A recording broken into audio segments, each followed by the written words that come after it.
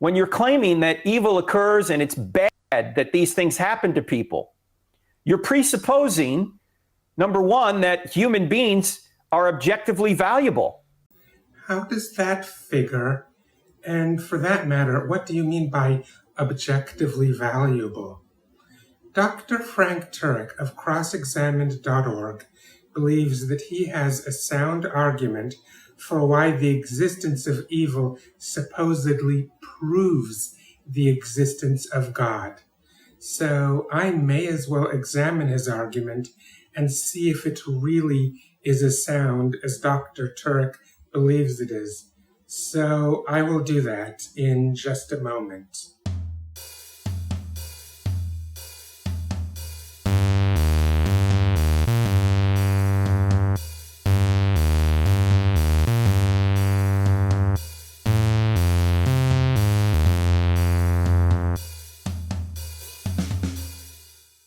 Hello, Internet.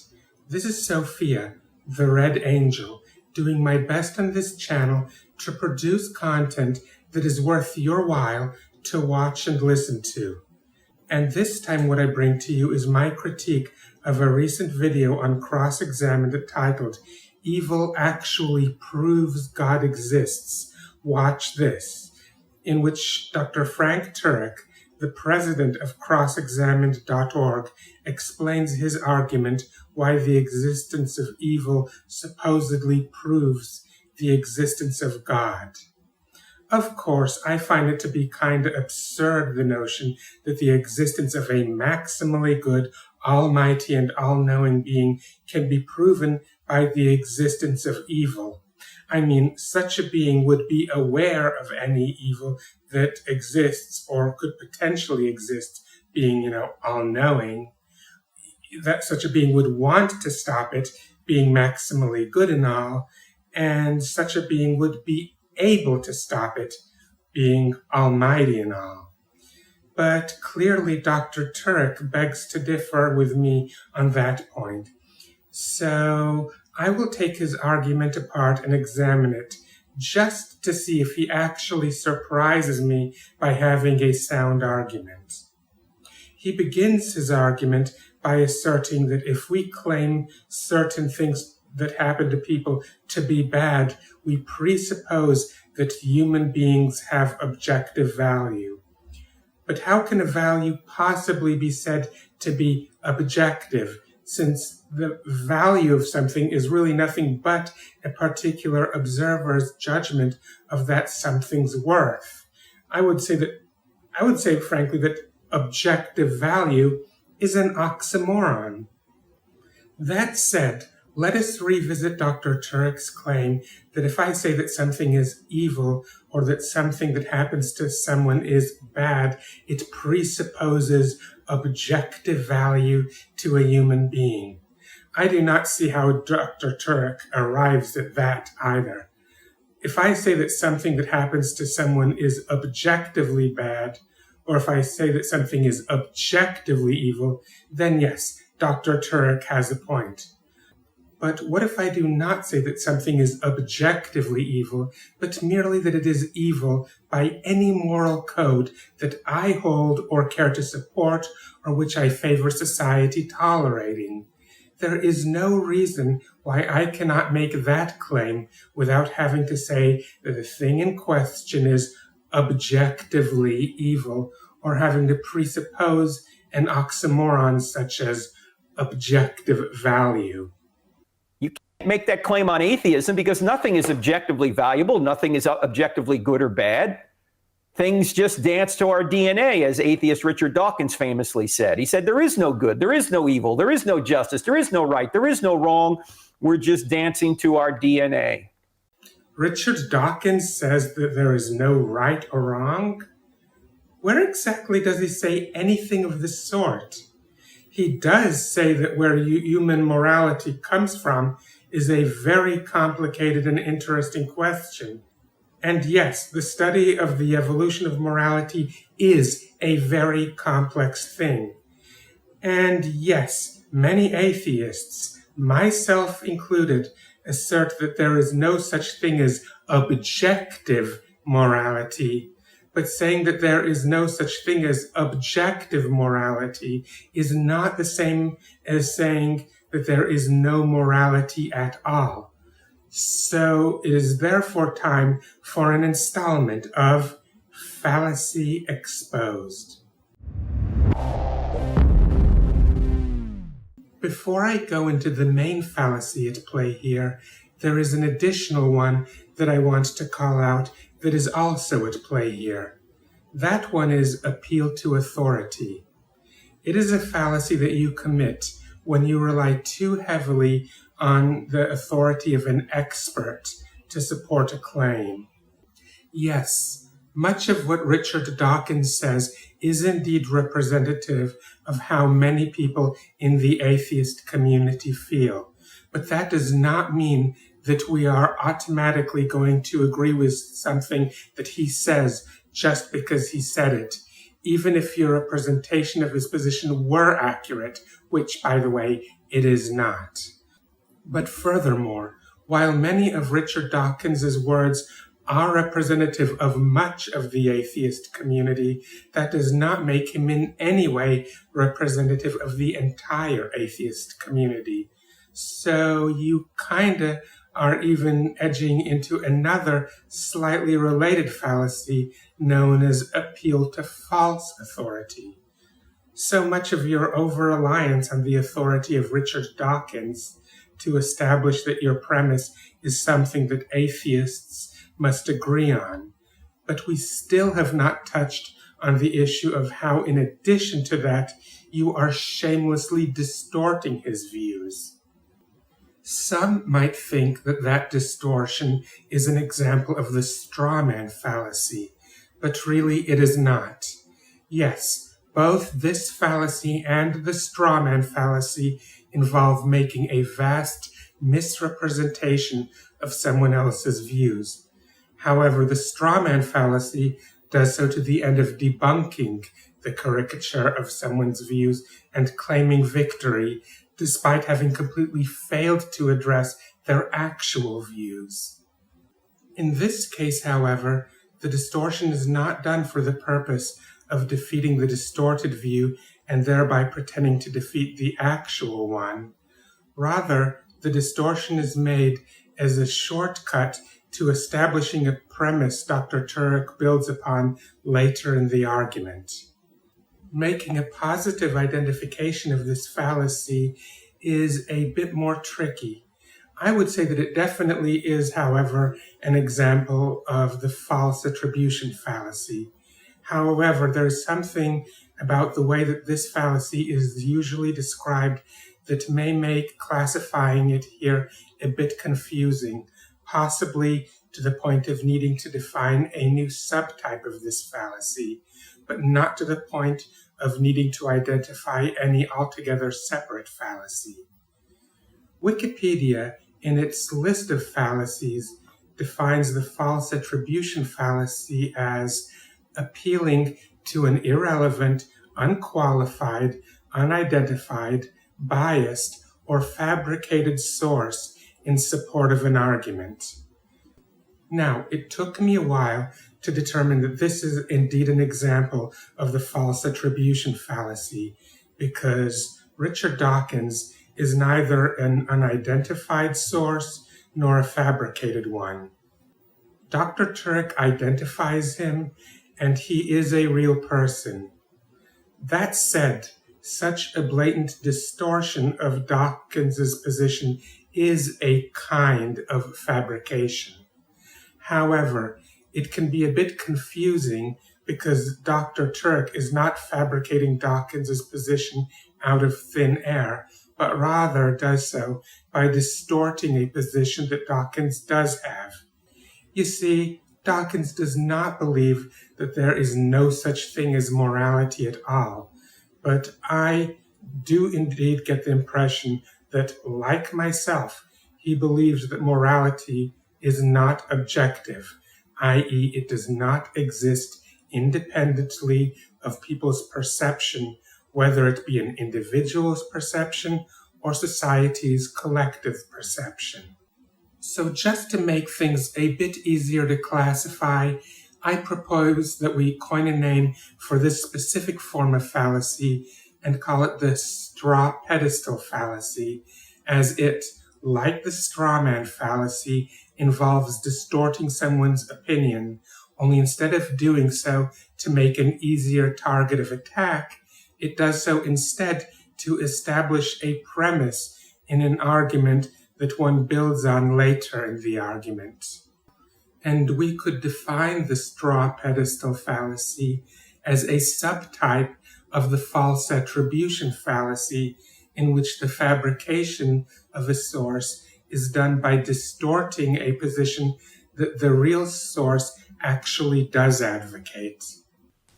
And if we're just dancing to our DNA, human beings aren't any more valuable in an objective way than anybody else or anything else. Well, yes, there is no objective moral value to a human being, but that is only required for there to be objective morality. Subjective morality, on the other hand, is perfectly capable of existing without need for human beings or anything else for that matter to be objectively valuable. Because if there is no God, nothing is objectively valuable. Okay, if there is no God, then nothing is objectively valuable. But how is that any different if God does exist? There must be a standard beyond us who sets what the objective purpose is. Ah, I see. This is where you are bringing God into the mix. But seriously, how can God define objective value or objective purpose?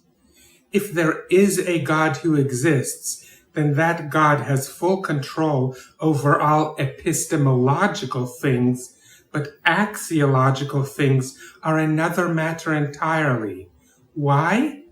Because value is nothing but a matter of perception.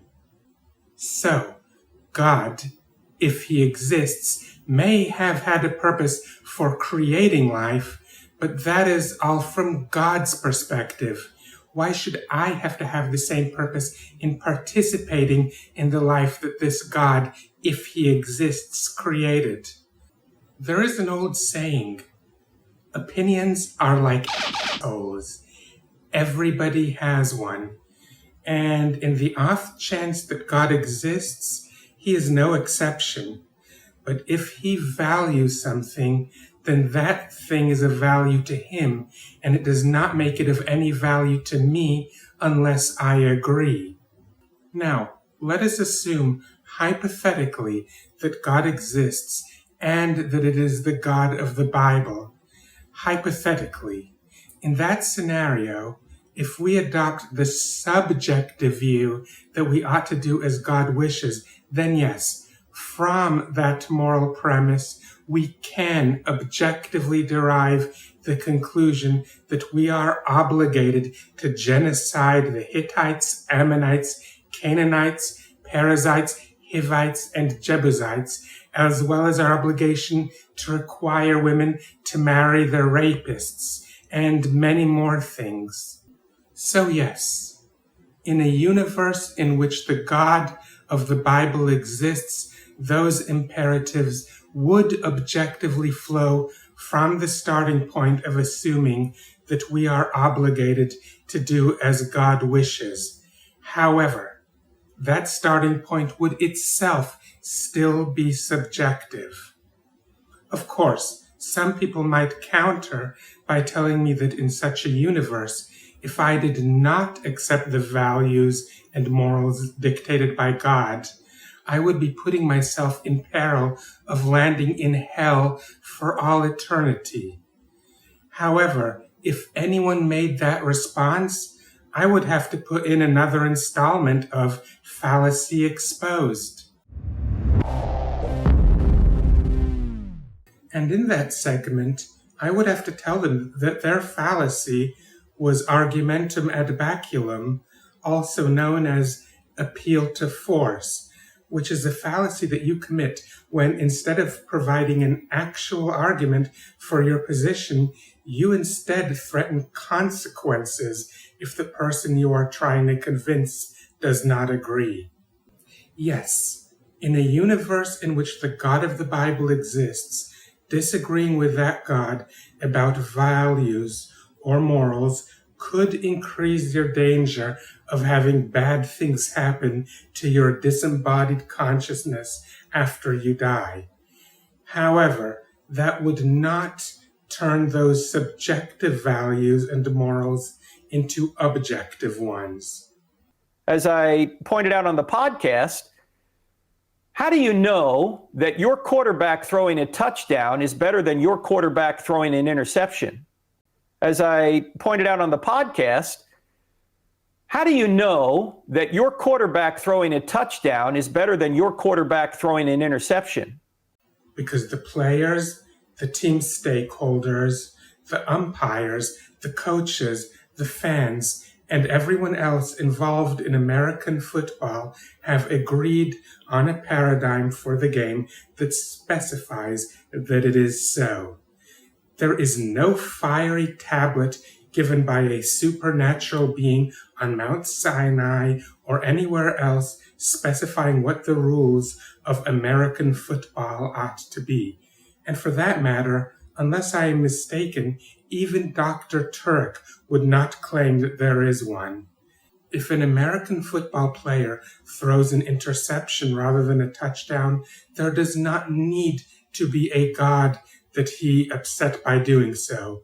It is sufficient that the game's scorekeepers reduce his score because of that, and that his fellow players, his coaches, his team's stakeholders and fans, that all of them be disappointed in him because of him costing those points.